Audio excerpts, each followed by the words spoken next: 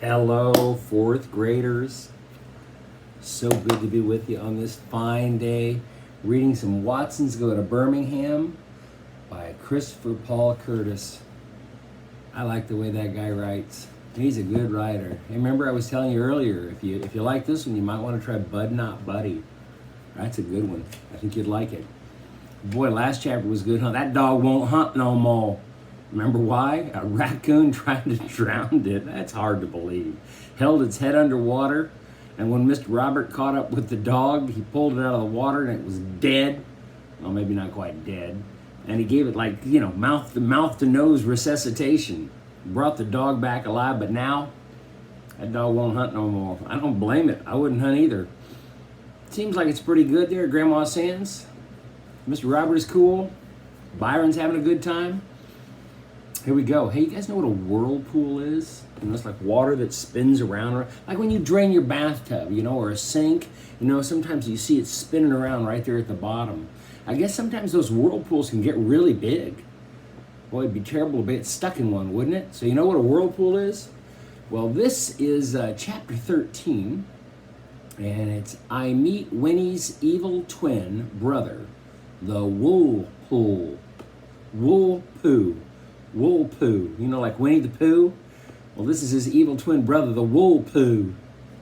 Here we go. Chapter 13. If y'all are going to the water, you stay away from Collier's Landing.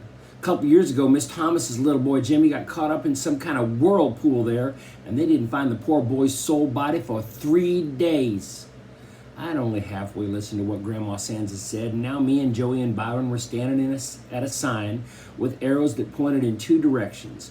The one pointed to the left said public swimming, and the other one pointed to the right looked like it had been on the post for 1,000,000 years. But if you got real close to it, you could read, warning, no trespassing, no swimming, no public entry. Signed, Joe Collier. Oh man, Collier's Landing, I said, let's go. I knew Joey wouldn't like this, but I figured me and Bi could talk her into coming and not snitching. Joey said, Kenny, you heard Grandma Sands tell about that little boy getting lost in the water. What was that thing called she said that got him? Daddy Cool said, didn't you hear what she said, Joey? She said she got caught by the Wool-Poo. Is that a fish? Joey asked. You know who Winnie the Pooh is, don't you? Me and Joey both nodded. Well, Wool-Poo is Winnie's evil twin brother. Don't no one ever write about him because they don't want to scare y'all kids. What he does is hides underwater and snatch stupid kids down with him. Bi figured that dumb story was enough to scare me off, and he started walking in the direction of the public swimming. If Kenny wants to take his stupid little behind down there and get snatched, let him. Bi grabbed Joey's hand and started pulling her along with him, but she skidded her feet in the dirt.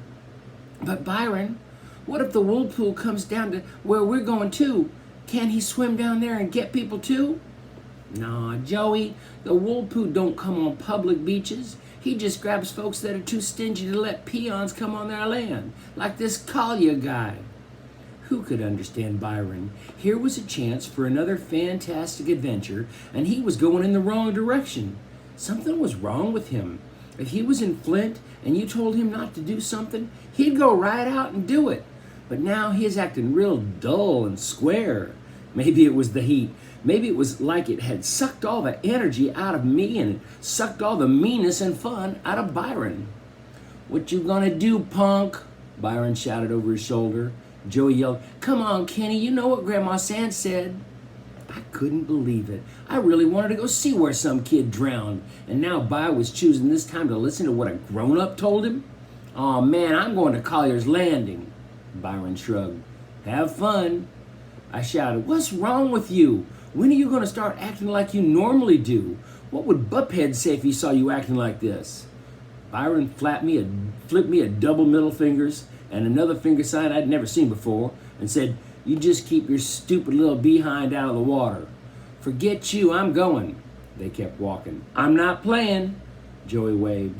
I'm going to Collier's Landing. They were gone. I looked in the direction that the warning sign was pointing, and I started to get a little nervous. I turned and I started to follow Joey and Byron, but finally decided I really was going to go to Collier's Landing. Maybe Byron was getting sick of having more fantastic adventures, but I figured I was getting old enough to have some myself. "You're a couple of jive squares," I shouted, and then I walked off the way the warning sign pointed. Byron must have thought I was stupid. Who ever heard of something called a wool poo? I wasn't sure what was the lie it was, but I knew Byron had made that junk up. Besides, if Winnie the Pooh had an evil twin brother, it seemed like I would have read about it somewhere.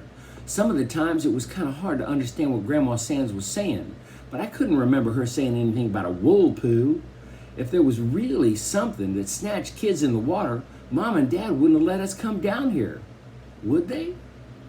I knew all that stuff, but I was still kind of nervous when I followed that little trail that went through a bunch of bushes and led to the water. I forgot all about Byron's lies as soon as I saw the water. Collier's Landing was great. The water was dark, dark blue. And best of all, it was about 100 degrees cooler. Joe Collier had put up another sign on a giant tree. "Warning, danger, no swimming. 6 lives been lost here. Bad drop-off." Signed, Joe Collier. 6? Grandma said 1 little boy drowned here, not 6. I felt dumb, but I looked real hard at the water to see if Wool Poo was hiding there. I even looked up and down the shore to see if there was any kind of strange footprints on the ground. I was kind of worried because this sign looked a lot fresher than the first one. I kept waiting for Bi to jump out of the bushes and say something like, "Aha, you little dope, I got you. I made you look for Wool Poo." But everything was real calm and quiet. Water didn't even look like it was moving, but like it was breathing, going up and down, and it made a sound like the wind blowing through the big trees in Flint. I walked to the edge of the water and still didn't see anything strange, so I figured if there really was anything dangerous, Byron would have followed me here and stopped me from getting hurt, wouldn't he? Then a bell went off in my head. I knew Joe Collier put that sign up because he didn't want to share his lake with anyone. The Wool Poo was some made-up garbage. You think Kenny ought to go in that water? He's seen 2 signs, and he heard Grandma Sands, and even his big brother Byron says, "Don't do it." And still he's going to do it. I don't know, man. I hope he doesn't do it. Let's find out. There's one good thing about getting in trouble. Seems like you do it in steps. Seems like you don't just end up in trouble, but that you kind of ease yourself into it. It also seems like the worse the trouble is that you get into, the more steps it takes to get there. Sort of like you're getting a bunch of little warnings on the way. Sort of like you really wanted to, you could turn around. The first warning I should have listened to was when Daddy Cool and Joey followed the same arrow to the left and I went right. The second warning came when I decided to wade in the water and the knots wouldn't come out of my tennis shoelaces and I had to pull and tug the shoes off with my laces still tied. After that, it's kind of hard to count how many warnings I got because with the trouble I ended up in, I must have had about a zillion of them. Step by step, I kept easing into trouble. And I finally was standing in the lake with the water up to my knees. I'd gone out into the water because there were a bunch of little stupid-looking, slow-moving fish right near the shore, and I thought I might be able to catch some of them and make them pets. I wasn't afraid because I figured if there really was a Wool Poo and he was hanging around the area, these little fish wouldn't be hanging around. Alabama fish were a lot friendlier and a lot trickier than Michigan ones. I bent over and stuck my hand in the water and I tried to grab a couple, but they kept slipping away like they were covered with soap. They were right there and I couldn't grab them. They didn't even act like they were afraid of me. They just kept swimming around my legs and even bumping their faces into me like they were trying to kiss me. Seems like they wanted me to catch them and take them back to Flint. After missing about 100 times, I stood up and I saw the reason the fish wouldn't go out in deeper water. There was a big green turtle, about the size of a football, cruising back and forth in the deep water, and he looked just as slow and stupid as the fish did. Wow, who'd want to have a fish for a pet when you could have a turtle? I took a few more steps out in the cool blue water, and it came all the way up to my arms. Getting cool all of a sudden like this made me bug my eyes and suck in my breath. I made a quick grab at that stupid turtle and zoom. He flapped his arms once and disappeared into deeper water. That quick grab was my last step. Boom. All of a sudden I was in big, big trouble. The rocky ground under my feet started sliding away from the shore. I didn't get nervous because I knew I could flap my arms like a turtle and get back to the dirt. I looked up and I saw the shore was still real close. I flapped my arms and nothing happened. I stayed in the same spot. And then the rocks under my feet were gone. And I was kicking in water. With the tips of my toes, I could still brush some of the rocks, but they were all slipping and sliding away from shore. I pushed away and tried to swim back. My head bobbed under the water. All the sound and light from Alabama disappeared because my eyes automatically shut and seemed like my ears were stuffed with cotton. I got a mouthful of water, but my head came right back up. I laughed because I was spitting and patooing a mile a minute when my head popped out of the water, but the laughing stopped real quick when I tried swimming again and my head went back under. That's when I really started getting scared. I'd seen enough cartoons to know that when your head goes down 3 times, it doesn't ever come up again. I knew if I went down one more time, I was dead as a donut. My eyes looked at the shore where my shoes were sitting safe on a rock. "Oh man," I said to myself, "I wish I had a magic lamp so I could have the genie make me where those shoes are and they could be where I am." That was the last thing I thought about before I found out that Grandma Sands and Byron and Joe Collier weren't lying at all. That was the last thing I thought about before I found out that the wool poo was real and big and mean and horrible, and he didn't care at all about dragging kids out into the water. I'd never been this scared in my life. I hollered out, "Mama!" My legs were punching the water like it was a person, and my legs were going a mile a minute trying to get back to shore, but now even my toes couldn't find anything to touch. "Okay, Kenny," I said to myself, "you know you're going to be all right. Just get real calm and swim back to land. When you count to 3, just go back to your shoes." I stopped kicking for a second. I said 1, 2, 3, and I gave my arms one more flap to go back to shore, and I went down again. My head went under for a 3rd time, and I knew I'd never come back. Going down 3 times like this is just like waking up and finding yourself tied to a tree with someone saying, "Ready, aim, fire." That's when he came swimming real slow out of the deep. And even though my head was underneath the dark water, I could see him coming right at me. He didn't look like he was related to Winnie the Pooh at all. He was big and gray with hard, square-looking features. Where he should have had a face, there was nothing but dark gray. Where he should have had eyes, there was nothing but a dark, colder-looking color. He grabbed my legs and started pulling me down. I kicked and scratched at him, but he was just too strong. Seems like he didn't even feel my punches. My head felt like it was going to explode. I didn't think I could hold my breath for another second. I was feeling real scared and dizzy from holding my breath this long. And then suddenly, I could see that there was someone else in the water, and the wool poo was pulling me right toward them. It was a little girl, and she had on a real pretty blue dress and big yellow wings and something tied around her head. When the wool poo pulled me closer, I could see that it was a little angel. And wait a minute, it was Joetta, looking just like the angel Mrs. Davidson had given her. Joey had wings and a halo. Her face was real calm too, but she was pointing straight up like there was something important I should look at. This angel that looked like Joey was telling me I had to swim up one more time. This really scared me. I knew it isn't a good sign when you start seeing angels. So I kicked and flapped my arms and I started going towards the sky.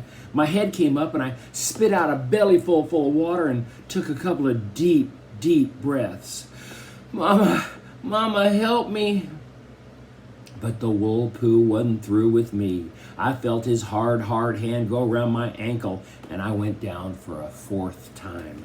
I got pulled a little farther and I saw someone else in the water with me, kicking up a ton of dirt and scratching at the water like they were crazy. Byron! Man, the wool poo is going to let me see all my family one more time before I go. Byron tried grabbing me, but the wool poo was pulling me away too fast. I saw By's legs swim back up toward the sky. Pull, whoosh, stop. Pull, whoosh, stop. Up ahead, someone else was in the water. It had to be Mama and Dad. Goodbye, Mama. Goodbye, Dad. No, it's By again, still looking all crazy, still scratching the water. Byron and Woolpool started duking it out. But I must have hit it 100 times in the place where its face should have been. Finally, the whirlpool couldn't take it anymore, and I felt those hard, cold fingers come off my ankle. The whirlpool swam back into the deep water. The last thing I noticed about him was that he had big, square toes. Byron grabbed me and put his arm around my neck, and it felt like he was trying to choke me. As soon as he got me on shore, he turned me upside down, and I felt like I was going to die. I started throwing up a ton of water and food. If there was a forest fire somewhere, all they would have had to do is hold me over it, and I would have put it out. I threw up and coughed and choked and vomited about 1,000,000 times, and all this just because I breathed in some air.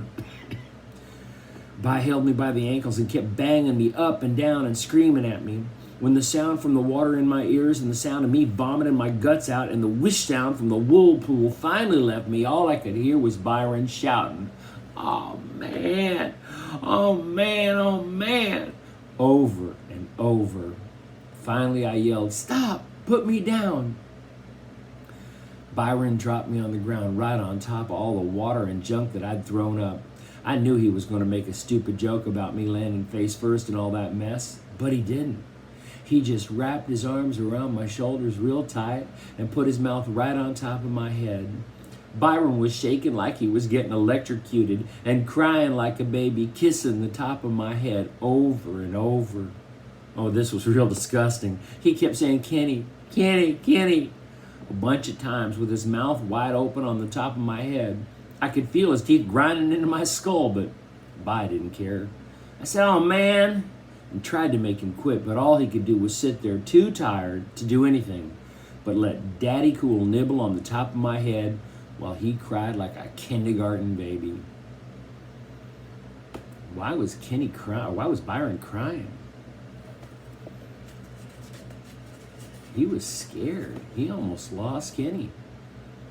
Kenny did a dumb thing. I mean, he was warned. I don't know. That's amazing he got out of that.